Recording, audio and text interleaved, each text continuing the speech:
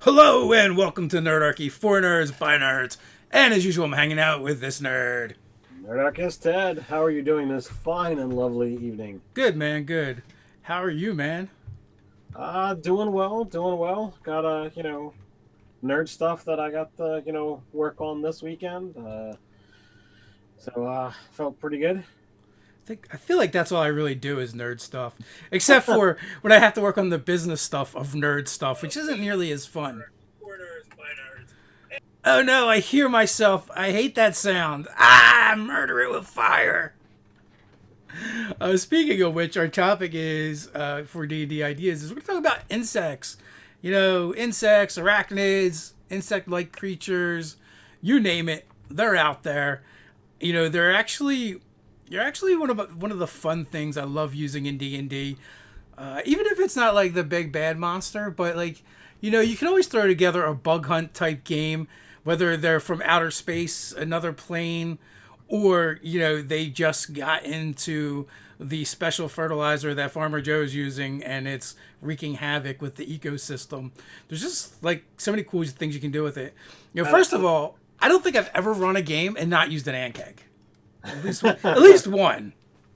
Well, ant kegs are a nice go-to monster, so and I definitely understand that, but I have to, have to throw out there. I know why, because this, usually when we come up with a topic for these chats, we discuss and we use something, but this was your idea, and you totally were like, murder hornets are all the craze right now. So yeah, Yeah, let's talk about insects. I So I'm like, had just watched a murder hornet get its head eaten off by a praying mantis, which I found that really inspiring. But it turns out most of the times it's the praying mantises that get decapitated by murder hornets. But apparently that praying mantis was just a little bit higher level. so I I've been thinking about insects and whatnot, and I should have done my homework and brought the miniature over here. But a long time ago, I think it was from Mage Knight or something along those lines. I've got a bunch of Hornet minis that I liked the sculpt of so much that I converted them from the wider Mage Knight base into a more D&D sized base. But I'm like, you know what? I'm going to use these at some point in time, and I think now is the time to stat up a medium sized murder hornet and see what exactly that looks like. Have fun with that stuff. So haven't done it yet, but totally is going to be a thing. Yeah, I mean, like the murder hobos as they are, like not a dire one, not a giant one. Like they can pierce the the beekeeper armor. Hmm. Enough of them sting you, you will die, and it doesn't take as many. But the other thing that I was just thinking about that I've seen is, the bees aren't completely defenseless. They do fight back. They swarm them individually, and they buzz their wings until they generate heat and cook them. Oh, wow.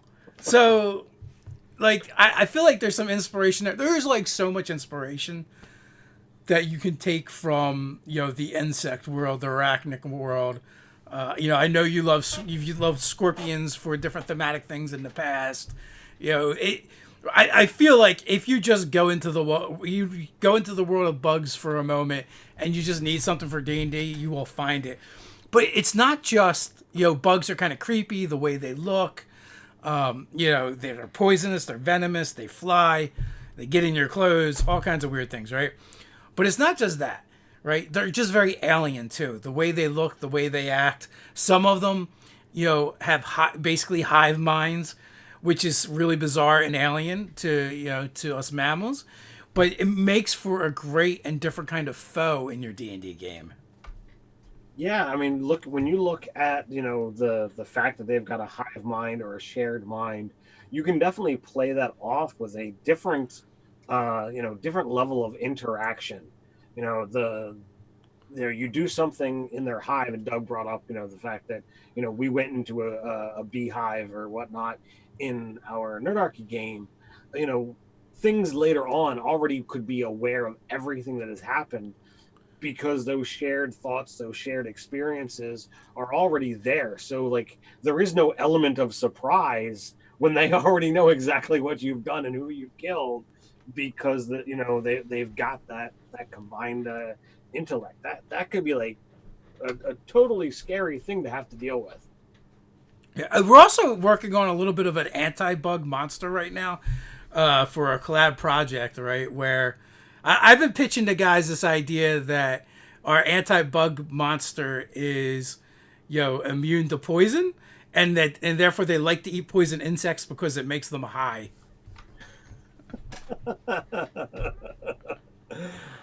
Wow. It doesn't hurt them, but if they eat enough insect venom, eventually they get a little tipsy, a little intoxicated.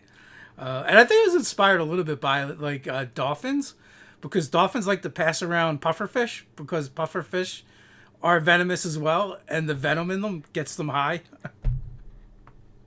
That's that's a absolutely different take on nature for sure. Well, they're not alone. The what you call it? Sea turtles eat they eat jellyfish that are poisonous, but they're immune to it. But the poison gets them high instead. So we have a question from Zareth, which I'm guessing that used to be Zareth Gaming. He changed his username. Says thoughts on a setting where different enclaves of drow worship different insect and arachnoid deities. So it's not all about the spider. What do you think about that, Dave? I think Doug's already answering the question in the chat, because the drow of Volcor on Zendrick absolutely follow and worship scorpion. Right? Yeah, it's like a scorpion motif instead of a spider. Very, very different.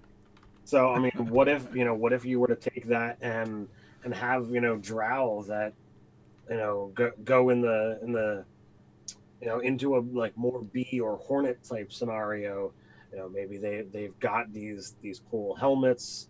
Maybe honey is considered a royal treat or something along those lines, and it is not for the lowly. You could definitely do a lot of fun things with that. I mean, bees and hornets are not quite as fierce and deadly looking as scorpions would be, but I think if you've had stylized bee armor and helmets, that could be a little intimidating. Well, wasn't the armor described kind of like that in Critical Role in season 2? It was like when they first encountered, wasn't it a drow in the sewers that they encountered with that armor? I don't know whether it was. I think it turns out they were like Echo Knights or something. It was an Echo Knight or something, but it had to do with the. I remember it being insectoid, but I don't know if it was bee related. Well, insectoid, because you could do the same thing. You could go, what if your drow, any race you wanted to use with it, and what if they were more clannish and each clan had their own totem, right? And it just happened to be an insect. I've seen centipede come up in the chat a couple times. Doug is talking about when seeing a centipede in his bathroom, and just being a regular centipede, not one that is 3 foot long and a foot thick, which would be totally creepy. And also too, you're like, well, they're not as intimidating as a scorpion, except for in the D&D world. Imagine a wasp the size of you. That stinger is like a short sword. Well, and perhaps they actually craft those size swords from legitimate stingers, and have something have a way that they actually have venom, and it's designed more as a piercing weapon, as a short sword could be, and they've got venom sacs within the sword itself. I mean, that could be a serious fighting style. Yeah, I mean, you could definitely do things like that for sure. And there's also probably other insects you could go with. Like the mantis is pretty cool, but like, what about other things that are probably a little bit more closer to nature in a fantasy world, like the ankeg? It's a burrowing insect, and definitely no pushover. I mean, also you have praying mantises, but you have giant praying mantises. Yeah, but what about the the clan that worships the pillbug? Yeah, well, there's that. So something you pulled from the chatter from your mind. No, no, my daughter was out looking at nature today, and she Uh, comes in. Look at my new friend, and like she's got a little pill bug on her hand. She's like, "Oh, I can't name it, otherwise I'm gonna have to try and keep it as a pet." I'm like, "Good call. Go put it yeah, outside." you guys are brutal on pets anyway. Yeah, Do we have a giant praying mantis in 5e? I don't think so. If not, why don't we? It feels like that should be something we should have, right? Like we I, can never have too many giant insects. all right. Well, I mean, that could totally be a Patreon reward set. Could be, or the newsletter. We got one of those coming up uh, in the near future. So Well, I know yeah, my plan there was to do the murder hornet. That's a medium sized deadly insect. nice. So you could always take it, and you go with your counterpoint to my murder hornet and do The the one mantis. praying mantis that kills and eats the murder hornet. Yeah, I wonder if they're too close to the Enkeg. I mean, because I would almost model it slightly off the Enkeg. Although, the Enkeg doesn't actually have a claw attack, even though they have those vicious looking claws. Like, That's just for burrowing. yeah, these are just for digging. They look like they can rip someone in half. Nope, we only dig with these. That's, Oh my god! Did you see Brian's comment? We used to no. catch pill bugs and dig little tracks to roll them down for races. You know, that could be a sport. Like, it could be a sport in D&D. Maybe giant pill bug races. Well, the fact that they roll up into a ball. Yeah, I know. But come on. If the little ones are fun, right? The big ones are going to be even better. Now, instead of like races, like you totally do like the circus performers. You got to get on top, and you have to roll it down as like an agility test. Oh. Totally see that. May- Maybe. Or they just put them under in an arena style combat, but they have to run on them instead of balls. Now we're just getting silly. Well, I mean, sometimes that does happen. It's been a long day. It's been a long day. I can feel you there. Yes, absolutely. Super troopers. You can make those kind of insects. They'd be a lot of fun to play with. Super Trooper. I think they mean Starship Trooper. Starship Troopers. Yeah, Super Troopers would be a very different. That's a different game completely. But yeah, why not? I mean, like any of the bug hunt style games that would work for quite nicely. One of the early fan games that I ran was actually it's the first game I played in with Professor Bill from Comic Book University too. And I literally just took like the Zerg and aliens and kind of mashed them together for a concept where people are getting kidnapped or taken. And I totally used the creep because I just like creep because why not? Oh yeah, that's a great thing to be able to put in there because it's gonna be scary to anyone who isn't familiar with what that is, and if the land is being physically taken over, like all right, that means plants aren't gonna grow, crops aren't gonna grow. That's where normal folk get their food. So what are you gonna do? So if you guys have questions, just kind of like tag us or put question in front of it. So we do have one from Crazy Hermit DM. Says my friend Yeah. is planning on traveling to Helheim. It's basically the underworld of Norse mythos and a giant swamp plain. Any idea of a good insect that would be hellish enough for Helheim? Well, when I think swamp, the first thing that comes to my mind is mosquitoes. Yes. Or what about some kind of enchanted magic dragonfly? Almost like hazards though, right? Maybe the dragonflies aren't necessarily aggressive, but maybe because they're enchanted or magical, like the droning of their wings kind of has an effect on the players where maybe it confuses them or they follow them. So it's more like a hazard than a monster encounter. Hmm. But also, you could also use that in conjunction with a different monster, right? So that's like a hazard, like a monster that hunts near them because it knows that it's going to have that effect on, creatures. So it uses that as kind of like a distraction, and then strikes from under the water or whatever, for whatever reason. Maybe they're immune to the effect. So when you're looking at what do you call it? When you're looking at mosquitoes and bugs, there are a number of things that are out there. You can be like, oh, well, what about trying this and what about trying that? You can always take a Casme and reduce it if you feel like that's too high. I mean, it does look like a giant bug, so that's a good place to start if you're feel confident at modifying stats. Swarms as is work just fine. Also, sturges. You can just make sturges big mosquitoes, right? And they would function the same exact way. I actually, as you are well aware, used the giant sturges in the last game that I ran.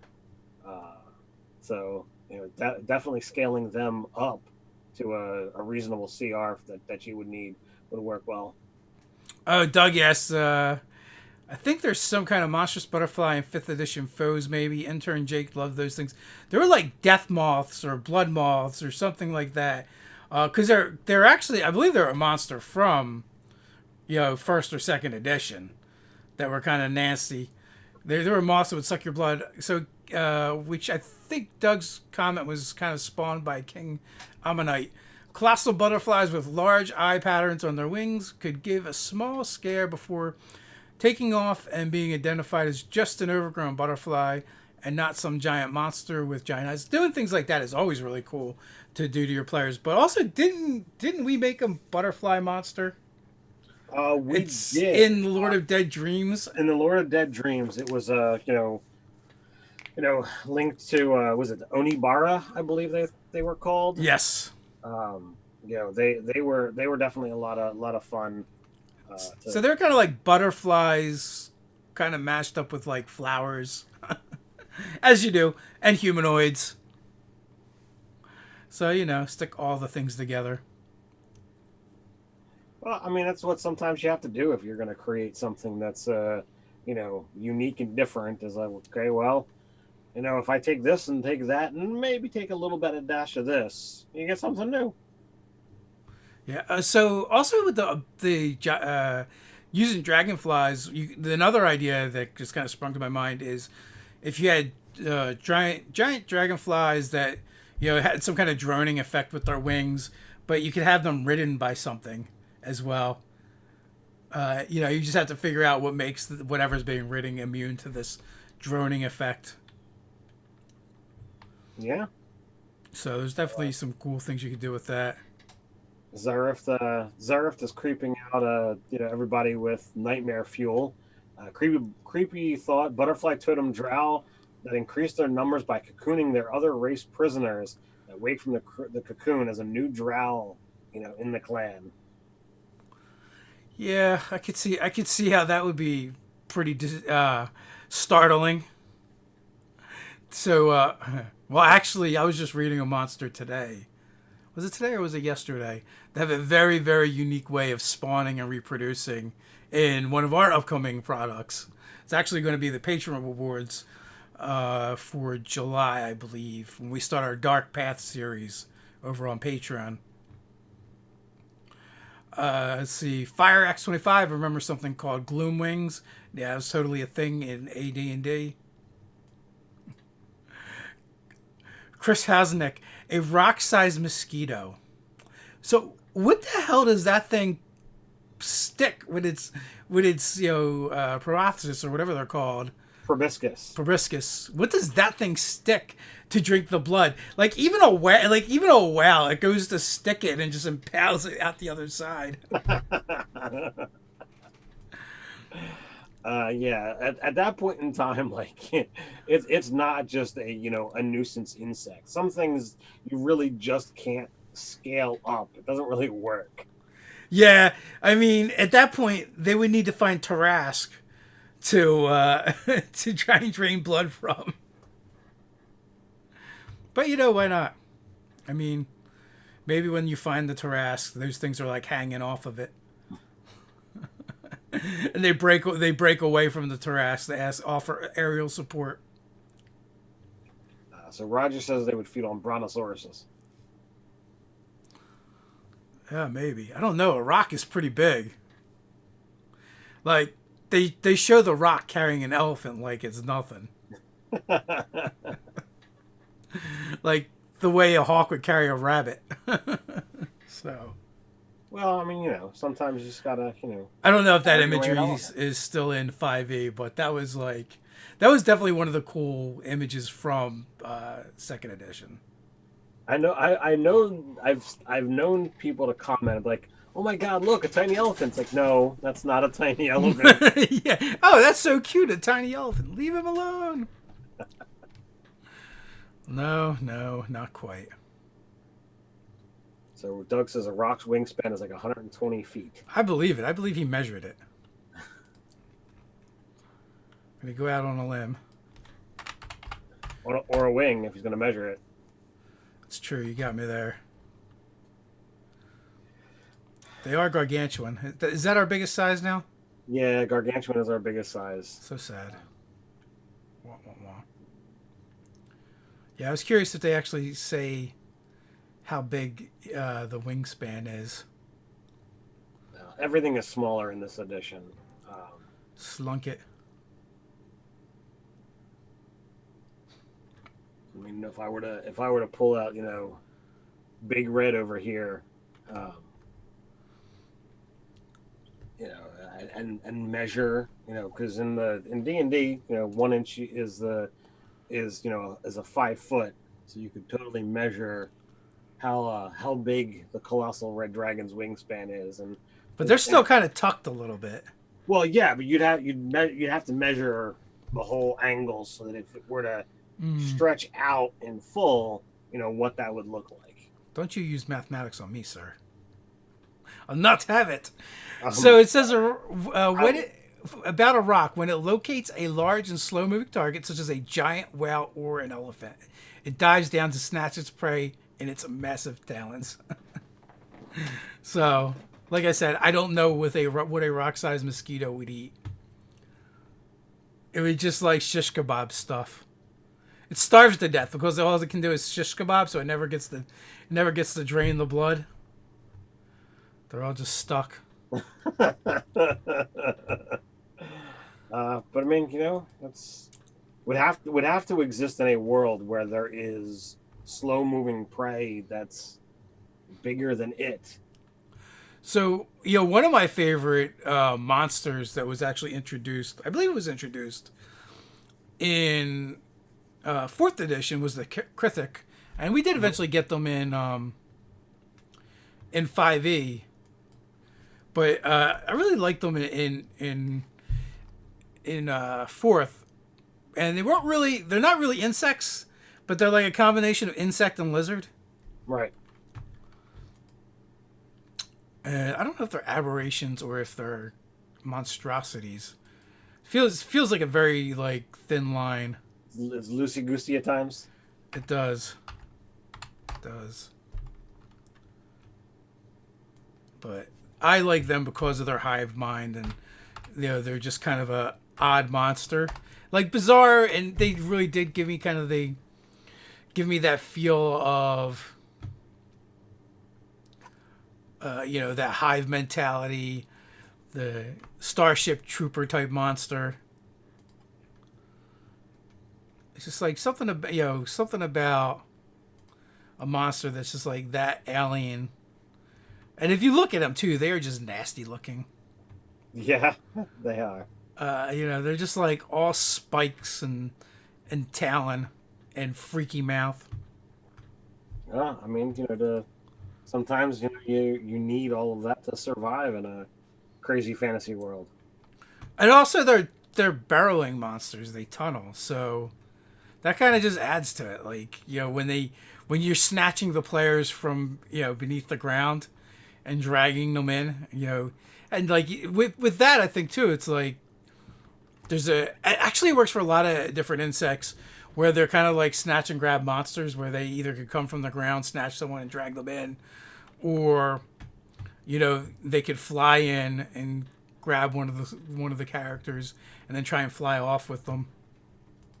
Well, given how the nature of our hobby and that characters are sometimes not present in the number of different scenarios, they're like, oh, this person has been captured. It's a perfect monster for being able to do something like that with. I mean, I used something different in my most recent session because the player wasn't there. It's like, oh, we're just going to use you not being here as the total story hook for tonight's adventure. So I believe there was a monster in AD&D. It was basically a giant ant. They're called like ant lions, and you would find weird treasure in their lair because they had the ability to like snip off limbs. So you would find part of the monster entry was like half of a pair of magic boots or half of a pair of magic gauntlets because they would just snip them off. I mean, and that is something that you could completely play with and be like, all right, well, what happens if you only have a single bracer? A single boot is a little bit weird because you're definitely going to have that mismatched thing going on, with the footwear. But I mean, what would only one piece do? One boot of springing and striding.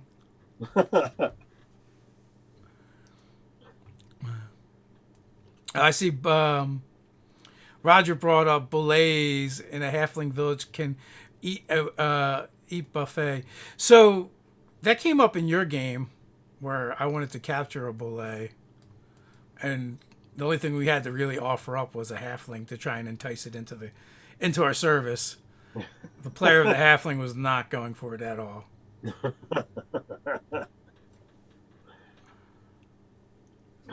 Belays, I don't know if I, if I feel like they fall into the insect category. No, they absolutely don't. Well, I mean, there is some aspect, of comparing them to beetles, with them being, quadruped and shelled. It's close. If they had 6 legs instead of 4, they would definitely be a beetle and it would be done. But eating bullet, I mean, that's probably come up a number of times. Enticing one to actually use, not so much. Yeah, they're not very friendly. Unfortunately, they're more cuddly than they are friendly. I don't think they're that cuddly either. I mean, they're basically giant ground sharks. There was a question. Nathaniel, Nathan what's the Wilson? no? Yeah.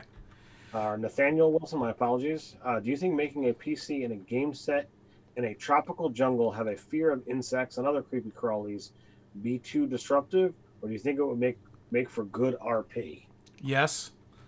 Yeah, with any of that stuff, it's always depends on what the player does with it and how much you want to bring it to the forefront. Like if you are respectful of everyone's time at the table and you're not like constantly making that the thing, but every once in a while you kind of bring it up or highlight it, it's perfectly fine.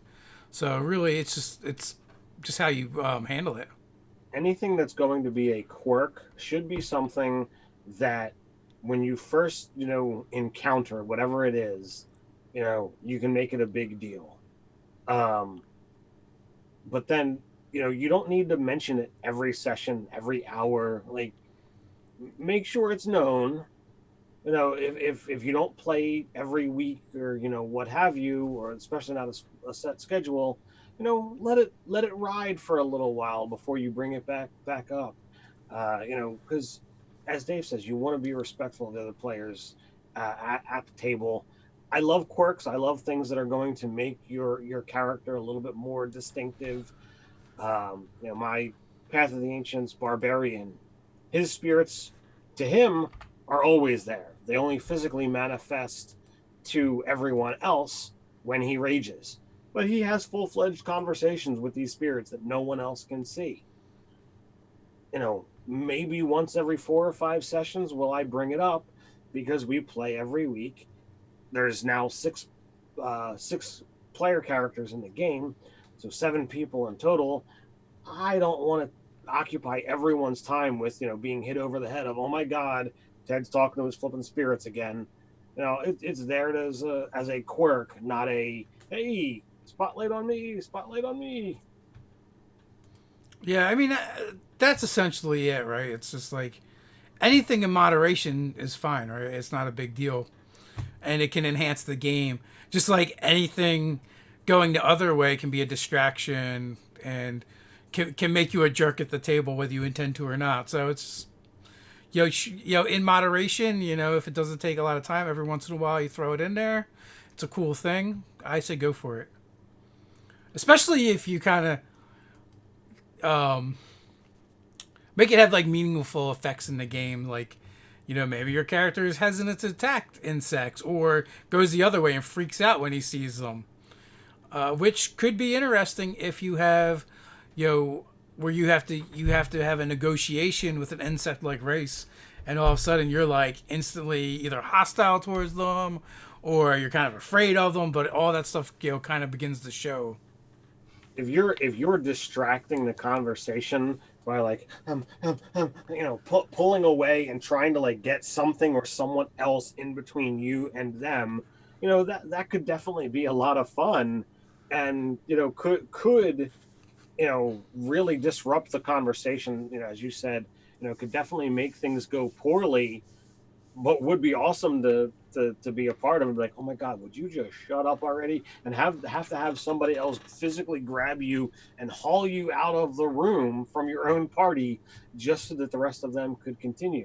I think that would be fun, and I would totally do something like that if my character, if I was going to play a character who was afraid of bugs. The barbarian that hides behind the wizard when the bug is there. You like creepy things, you deal with it. You could definitely have some fun with it. So I'm kind of stuck on this praying mantis idea. Okay. And I'm like, what do you do to make it different than like the Yankag? So I guess they have to have a claw attack and a bite attack. I guess their claw attack would have a grab to it. Could definitely do that. I mean, I would say that they would have a fly instead of a burrow. Praying mantises do fly. Do they? Yes. That's weird. I've never seen one fly. How much studying of insects have you done? Well, I must say, I did not spend a lot of time studying insects. When I was younger, I absolutely did, and I don't know whether it was for Cub Scouts or Boy Scouts or what have you, but I definitely had a variety of different insects, that were found already dead, and they were pinned to the little cork board or whatever it was. And me, I'm not exactly a neat Nick. And the one time after I had turned everything in, it wound up falling off its shelf, and as bugs decay and whatnot, it didn't stay perfectly still, and therefore some of the bugs came in pieces. And the one day I happened to lift up wherever it had fallen behind, and here is this praying mantis face staring at me. Yeah, I was freaked out for a while over that one. You put it there. Yeah, I put it there. But since it's insectile and not decaying like human flesh, the head was essentially still intact much later. And it was definitely a thing that freaked me out for a while. I was I just basically I had to put something on top of it. I couldn't just get it picked up and be dealt with. So I actually had a little minor bug phobia for a while after that one. Well, Mr. I know about praying mantises. Did you know the females cannot fly? It's only the males, and only certain species. I did not know that only that the females did not fly. I guess that's so like after they have sex, the male can try and fly away and keep its head, but I suspect it never works. It's too late. Crazy Hermit DM says in Magic the Gathering they use praying mantises as mounts in the plane of Takur, which they'd make some cool crazy mounts for sure. I'm going to work on it. That's going to go into the newsletter. I'm going to make a giant praying mantis to go along with your murder hornets. Murder hobos riding murder hornets. There you go. Can you make that monster? Well, I mean, being as I'm going to make them medium-sized, they would have to be halflings. Or goblins, or kobolds, or gnomes. Goblins riding murder hornets would be pretty fun. I mean, well, we did do goblins riding wasps. Giant wasps. Because clearly regular wasp was not going to work. Well, yeah. There would be a little bit of a size issue there. That was a fun encounter that we made. Why? Oh, I know why. So Descent and Avarice has hell wasps. They're a CR5. That sounds quite vicious. I want to use some hell wasps. If only you were, running a game. Yeah, I do need to run a game. It's a thing that needs to happen. I actually have not run a game in a while. I've been playing in a lot more games I've been running in. Which, I don't know. I do miss not having a campaign. I guess the last group that I ran for were my son and his friends. And they've kind of vanished, so because we've been doing it in person, and right. We have not made the switch like you did with your group. We gotta latch onto it whenever you can. Your son has actually reached out to me to say, hey, he wants to get back into the kids game, which would definitely make it a very full game. Was it 7 people or 6 people then? Yeah, your games do have a tendency to get overrun. What can I say? People like the amusing tales that I do. Ted, Nerdarchus Ted, DM extraordinaire. I didn't say that. I said people enjoy the tales that I tell. That's as far as I went. I am by no means something where I'm going to be like, oh, I am the greatest. I am the best. People flock to me. No, it is not that at all. So yeah, you know what? I've been actually thinking about putting together a table anyway. So, I mean, I kind of did just put together a table, but that's not me running. I don't know if that counts. I've put together several tables. I just haven't run. I'm just not running any of them. We need to find, an extra for James's game.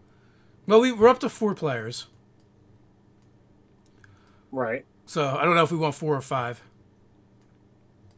4 players and a GM. So we could add a 5th to that one. For sure. With those games, it's a little bit trickier. Now we're like totally going off on a tangent. People are like, what are they talking about? Listen to Nerdarchy. They're just general talking. Yeah, pretty much.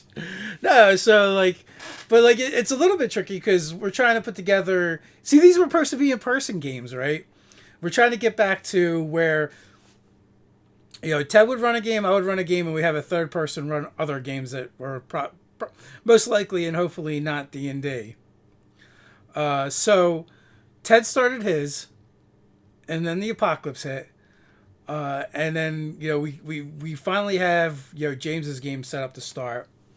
And so now we have to do one more. But the idea and concept is, one is I think we're trying to mix up the players a little bit. And then the other thing is we're trying to have it so that we could do it in person, except for we can't do any of them in person.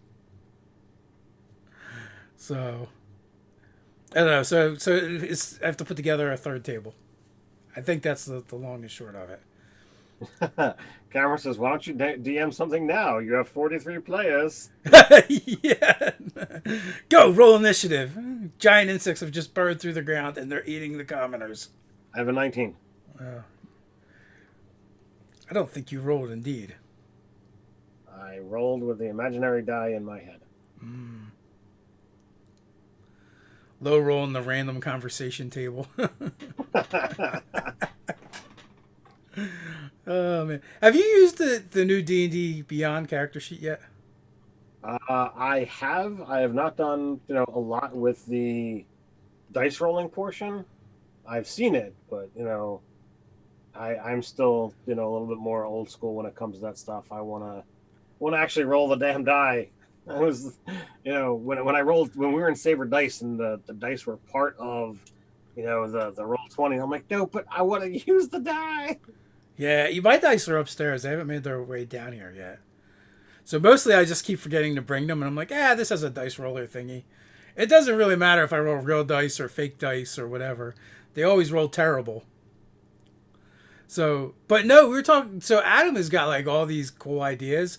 Like they're gonna do stuff. Like eventually you'll be able to buy dice where they do stuff when you roll them that you could never do with real dice. Cool. Like the idea that like even your dice might have stuff in them, but you can never really do that because it would unbalance a real die. But virtual dice, you don't have that hindrance. Or special effects can happen when you crit fail or crit succeed, or just special effects when you roll them. He was even talking about actual Bluetooth dice, where you roll physical dice and use physical dice, but then they appear on the screen. Wow. Yeah. So I mean, they got some things to overcome with that. Like, you're gonna need some tiny batteries. You're gonna need the tech in them. How do you do that so that they're still balanced and they still work well for the game? But if you marry those two together, then all those cool things you can't do with physical dice, you could have happen with the virtual set of your physical dice. So my thought was is like, oh, they're gonna release the dice sets. It's like, oh well, do you want this color or do you want that color as another series of microtransactions, and that even if people are playing online, the dice people are like, well, I still gotta get the dice sets. That was my fear. That's your fear. I think they probably will, but I don't think it'll be like here's just a different color. I think it'll be way cooler than that.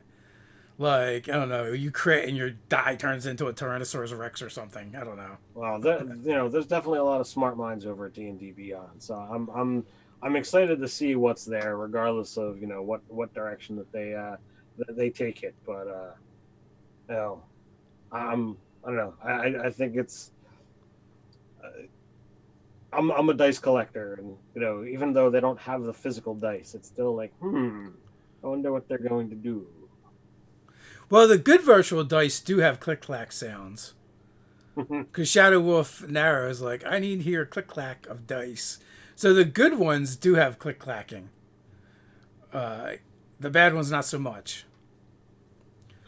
When I saw the dice there, I instantly was like, oh, they've got the giant B logo. When do we get the physical die that's got the giant B on it? I'm sure it'll happen eventually. It's gonna be the Bluetooth ones. When you crit, it plays the D&D Beyond song, the Critical Role song. Sung by Sam Riegel and Sam Riegel and Sam Riegel and Sam Riegel. Oh yeah, all the Sam Riegels. I think I correct me if I'm wrong. I'm certain that there are critters out there who know the stats better than I. But I think he had 14 layers of him in that song. That's a lot of. It was Sam. pretty impressive. I struggle with one layer of me, let alone multiples.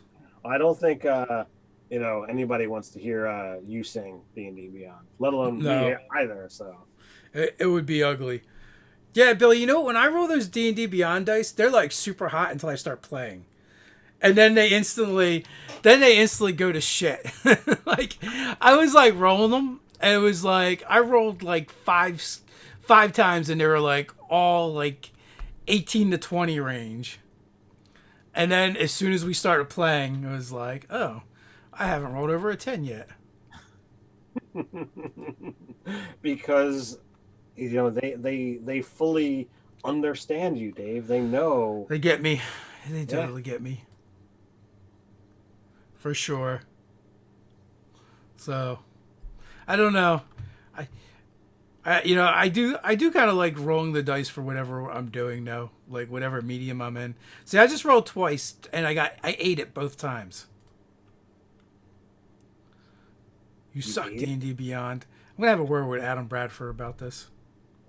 I thought you already had. Didn't you spend an hour with him last week? I did, but I didn't bitch at him about the lousy dice rolls, which now I feel motivated to do. So Doug wants to know how many people just opened DDB to play around with the dice. I did. I totally just started ignoring you guys and like, I'm just gonna roll these dice. So Zareth says, now is picturing mantis totem with drow wielding sickles and scythes. Ooh, I mean it's cool visually. Too bad those weapons suck. It's not the worst when you want to make a character with a particular weapon because you think it'll be cool, but it just sucks so bad. Like, Well, I mean, looking at you, Great Club. Looking at you.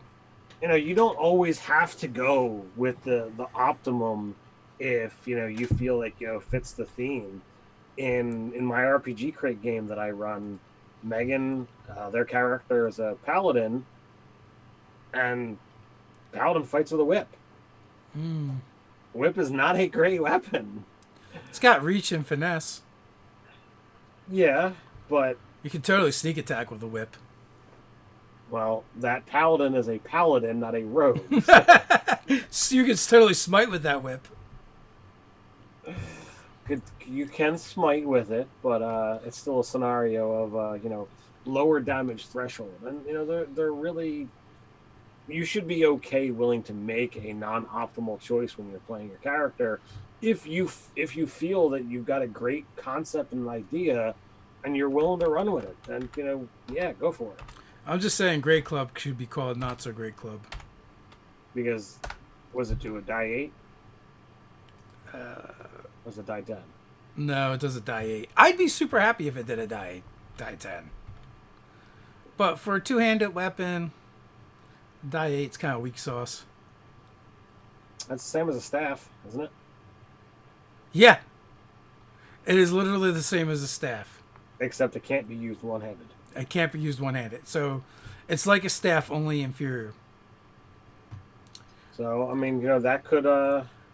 And when I think of a Great Club, man, I'm thinking like, it's like huge on one end, tapers on the other, and might be bound in iron. So, I mean, you could always change it to, match them all, and there's really no difference other than it's it's that instead of a big honking thing of metal on a shaft of wood. Tony Two Tusks, he used a Great Club, but I just used a Warhammer stats because I was like, this is super lame, and I just made it so he can only use it two-handed, but get the die 10 from the versatile from it. Wait a minute. I wonder if I misread that, because yeah, it weighs 10 pounds. That's a freaking heavy weapon.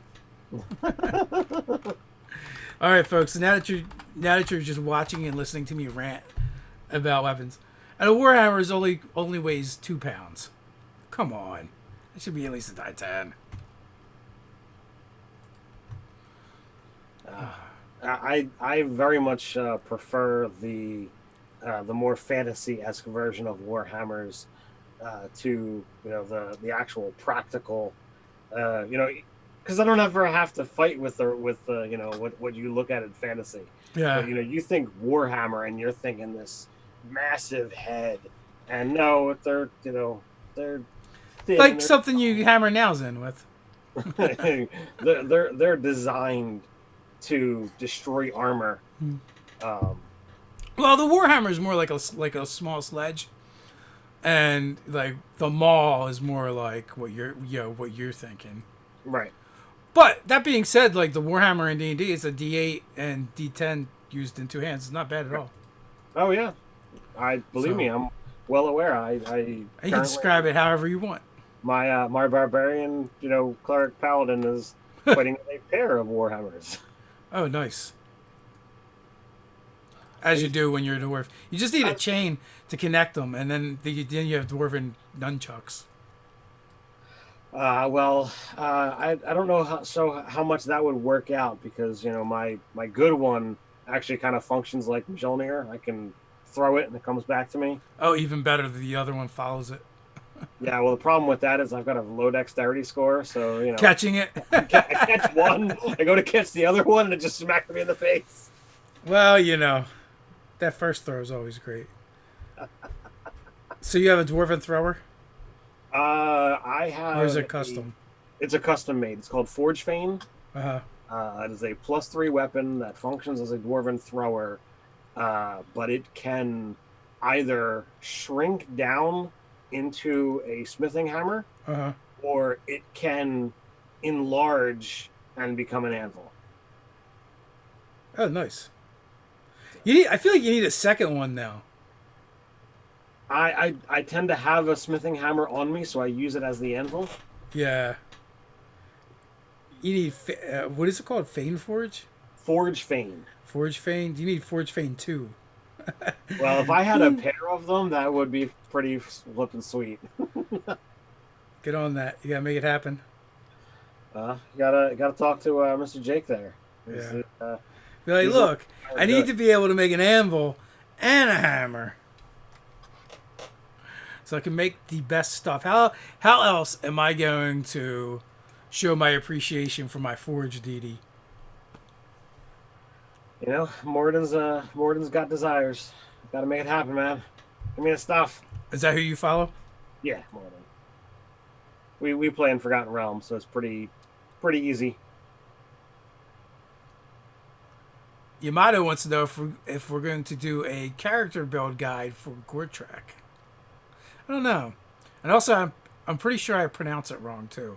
That was pointed out over and over again. But, what are you going to do? Because we Do you have a mispronounce favorite everything. insect monster? Evan wants to know. Yeah, I'm pretty sure I said mine.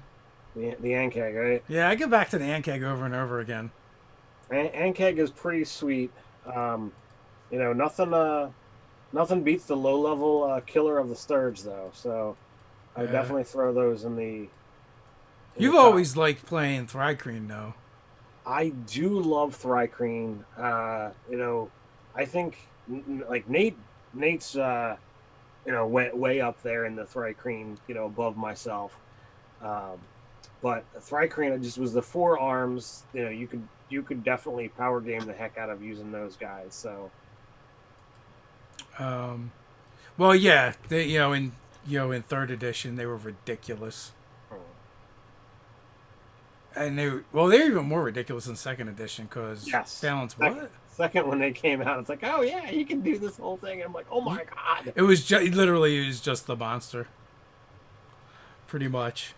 Yeah. And then that got ridiculous fast. So Cameron is making the Warhammer of Bug Squishing, a +2 Warhammer with +1/6 lightning damage and Insect Bane. I don't know if we've got Bane in 5th edition. Yeah, we do. We do. There's Giant Bane. There's Dragon Bane weapons. There's totally Bane. Cool. So does it still do just an extra dice damage? I believe it does. Extra dice damage. It's not like a. I think it's different, but I think there's a giant and there's a Dragon Bane weapon. And they're like specific things. At least I thought there were. Although nothing's coming up when I search. I tried searching just Bane. And D&D Beyond told me I was stupid. Yes, Roger. A Thrycreen monk is disgusting. Yeah. Oh, they're slayers. That's why. Giant slayer. Extra 2d6. All right, so we will throw an extra bug squisher in the newsletter. We'll make we'll make that weapon. An insect slayer. Yes. It's also so there's a corpse slayer, dragon slayer, and giant slayer. I guess Corpse Slayer does damage to undead.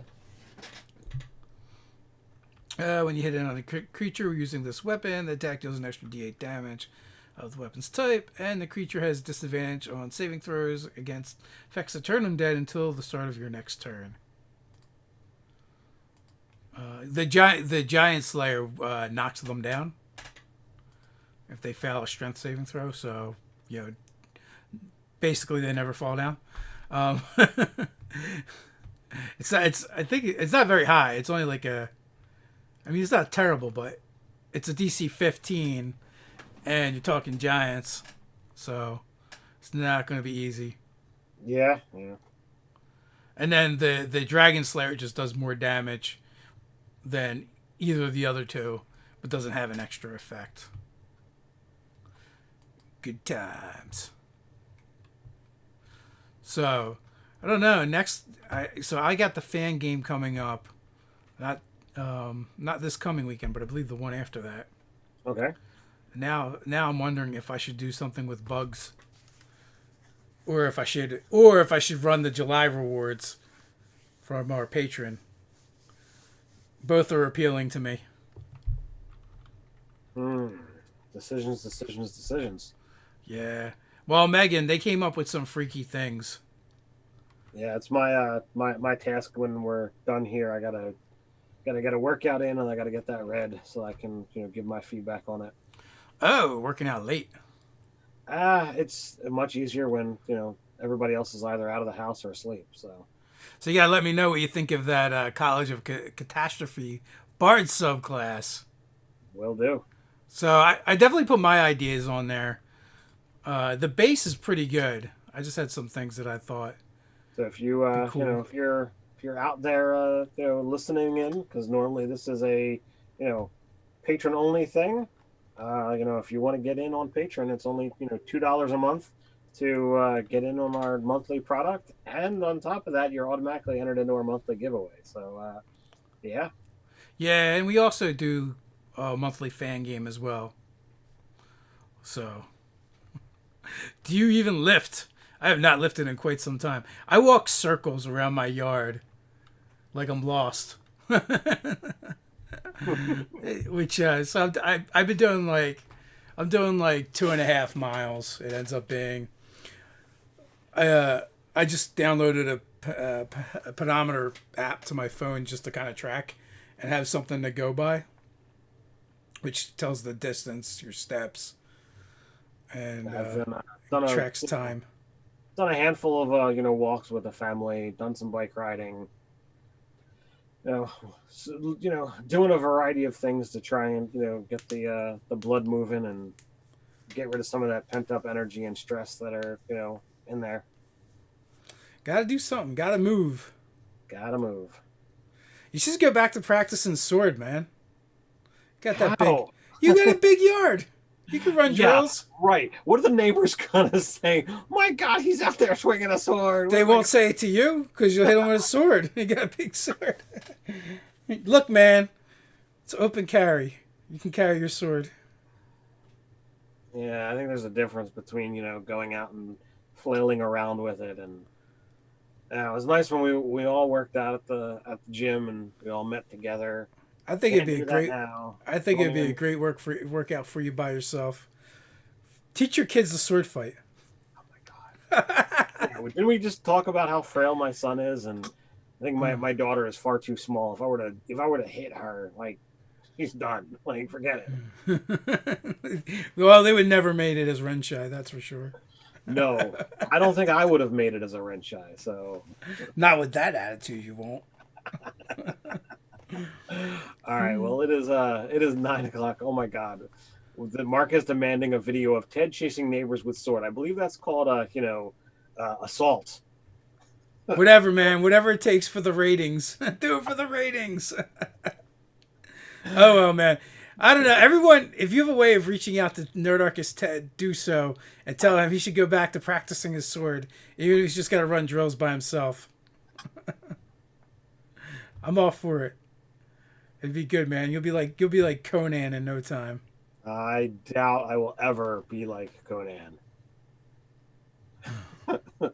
But with that, until next time, Stay nerdy. stay nerdy.